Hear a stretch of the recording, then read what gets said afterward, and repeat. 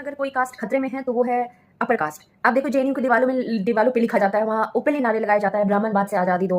और कोई पंडित जी देख ले, अगर चंदन लगा लो, टीका लगा लो, तो लोग वैसे भी मॉक करते हैं। तो क्या ये डिस्क्रिमिनेशन नहीं है? क्या अब रिवर्स में नहीं हो रहा है? अगर आपको डिस्क्रिमिनेशन का लॉ ही बनाना था, एंटी डिस्क्रिमिनेशन, तो ये ट्रांसपेरेंट होना चाहिए, इक्वल अपॉर्चुनिटी हर किसी को मिलना चाहिए, अपर कास्ट को भी, लोअर कास्ट को भी। राइट अभी एक केस आया था, पुलिस कांस्टेबल जो थे उनको मुझे ऑफिसर का नाम नहीं याद है, वो लोअर कास्ट का था, और बेचारे कांस्टेबल कौन से थे? पंडित जी थे। राइट उनको टॉर्चर किया गया, तो अब उनके अगेंस्ट कौन केस? मतलब उनको कौन जस्टिस दिलाएगा? कोई न्याय दिलाएगा? आपके रूल के अकॉर्डिंग तो ये हुआ कि वो अपर कास्ट थे तो उनकी ही गलती है, भले उनके साथ क्राइम हुआ, इसको हम क्राइम ही बोलेंगे, भले आपका फिजिकल टॉर्चर हुआ या फिर मेंटली इमोशनली आप हर्ट हुए हो, दिस इज अ क्राइम। आप मतलब पता नहीं हमारे कंट्री के लोगों को दिक्कत क्या है, मुझे समझ नहीं आती है।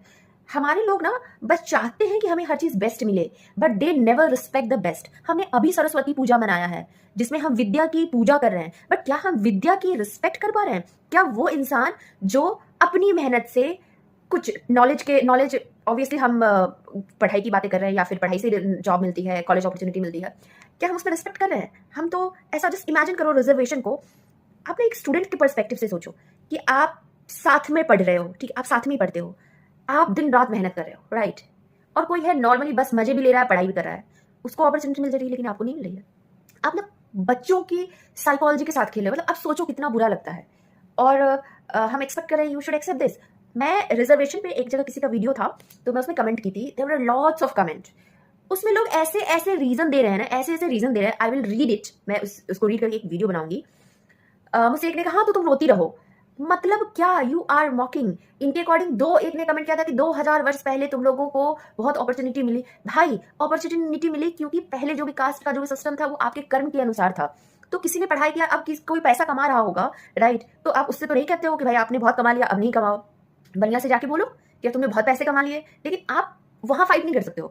आप एक एजुकेटेड पर्सन के साथ फाइट कर सकते हो, एक एजुकेटेड और मोरली करेक्ट इंसान जो सभी इंसान से होता है ना, उनसे लड़ना आसान है, क्योंकि उनसे जवाब तो एक्सपेक्ट नहीं कर सकते हो, बदतमीजी एक्सपेक्ट करोगे नहीं। अगर उन्होंने बदतमीजी कर दिया तो आप विक्टिम कार्ड खेलोगे, वो विक्टिम कार्ड नहीं खेलेंगे।